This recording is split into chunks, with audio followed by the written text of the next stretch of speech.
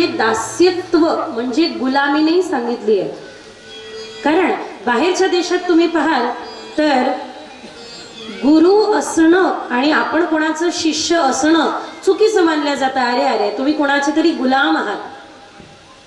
तिकडचे लोक शिष्यत्वाला गुलाम म्हणू शकतात, पण आपल्या देशामध्ये जितके मोठे गुरु त्याचा शिष्य तेवढा मोठा.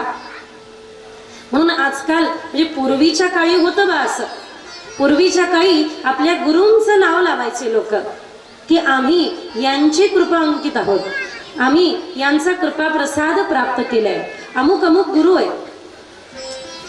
तर पूर्वी गुरूंचं नाव लावायचे, आता लिहितात टीव्ही फेम. हे मोठं कठीण झालंय महाराज आमच्यासाठी, बरोबर. मला 2 वेळा विचारलं नाव काय लिहायचं. मी सांगत असते माझ्या नावाव्यतिरिक्त दुसरं कोणी उपाध्या देऊ नका. आणि हे वैभवी श्रीजी हे माझ्या वडिलांनी दिलेलं नाव. वैभवी आहे किंतु हे श्रीजी माझ्या वडिलांनी दिलंय.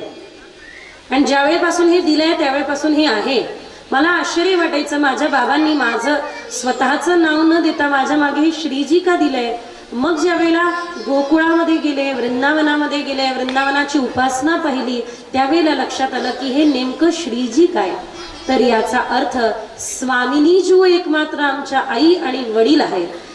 जसं एखाद्या मुलीच्या मागे तिच्या बाबाचं वडिलांचं नाव लागतं कारण तिचे वडील सर्व असतात, तसं आमचं सर्वस्व आमच्या श्रीजी आहे. म्हणून या देहाला तुम्ही श्रीजी म्हणत नाही आहात, तर श्रीजींचं नाव आमच्या मागे लागतंय कारण आमचं सर्वस्वच त्या आहे, आमच्या स्वामिनी जो आहे. म्हणून वैभवी श्रीजी.